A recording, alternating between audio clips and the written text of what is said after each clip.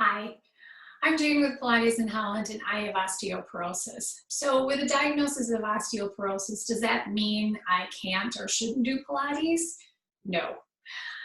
Pilates uses your body weight, or we'll use small weights, or we'll use the resistance from the equipment, all of which has been shown to help either build bone or slow the loss of bone as you age.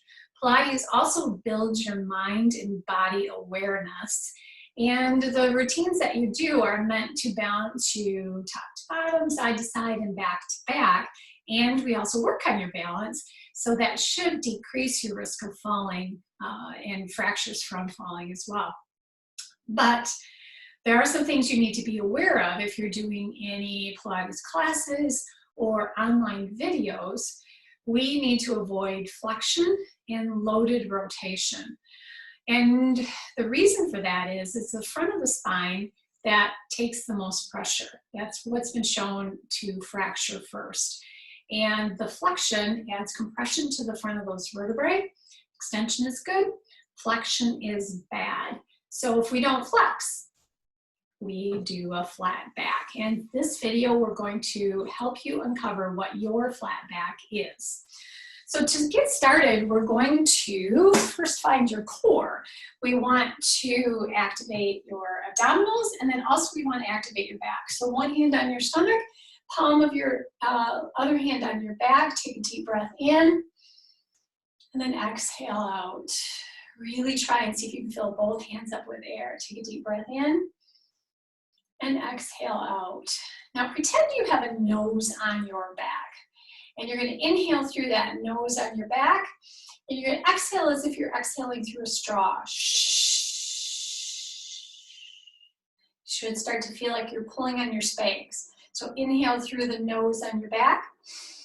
And exhale.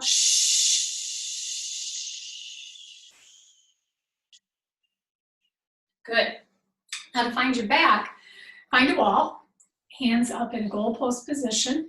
Elbows against the wall. And press your elbows back into the wall as you exhale. Release and inhale. Press back and exhale. You should feel your shoulder blades come together and start to feel your muscles on your back as well. One more inhale and exhale. Okay, so find a chair.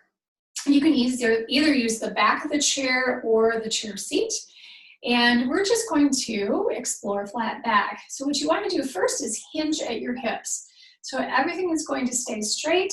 And we're going to use the chair just for support. So your hands should just rest on the chair. We're down in this position. Don't lock your knees. I tend to do that. Don't lock your knees. And when you're here, now think length. Always think length. So length through the top of your head. And your sit bones. Can you extend your sit bones any further back behind you? And as you do that, you should feel your abdominals pull in. All right, so let's explore first with getting out of this position with just your abs, just the front of you. So use your abs and go ahead and lift yourself on up. All right, so you know how that feels. Let's go back down. Hinge at your hips. Send your sit bones back to the wall, your head to the front. And kind of rest your hands. Now let's lift up with just your back. So find just your back muscles and see if you can lift up with just your back. Okay, that feels a little different. Now go ahead and hinge at your hips. We're going to do both of them. So find your front. So inhale. You've got your abs tucked in, nice and tight. Your back muscles.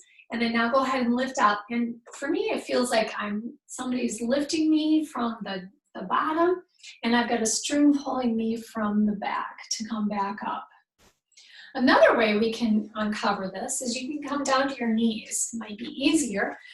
And now we're just going to hinge and send your sitting bones back to the wall again, and then come back up. So you can start to feel the hinge more when you're in a kneeling position. So again, think sitting bones back, head goes out front. Let's do one more. Inhale and exhale.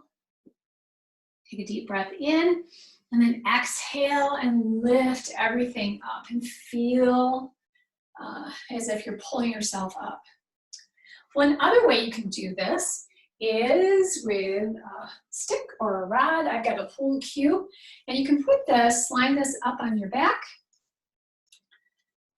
And then now whatever is touching your back this time, you don't need to pull your head way back, but whatever is touching your back when you're standing straight up, as you lean forward, and again, think long on the pull cue. You want to keep everything touching, everything touching, everything touching. You have to pull up on the pull cue. It's really hard work, actually. And then come back on up. So let's try that again. And now switch your arms around the other way. So whatever was on top, move it down to the bottom.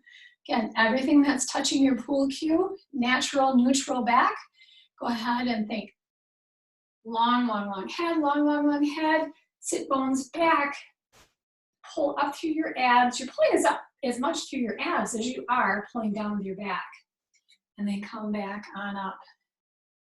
Up and straight. All right, now let's just try it with no support whatsoever.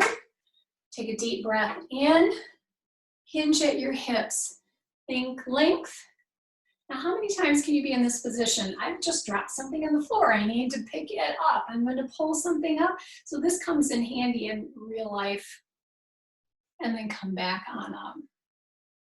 Thank you for joining me in this short little series on flat back. In the next series, we're going to explore some of the common exercises that we do in Pilates and some modifications for those exercises. Thanks.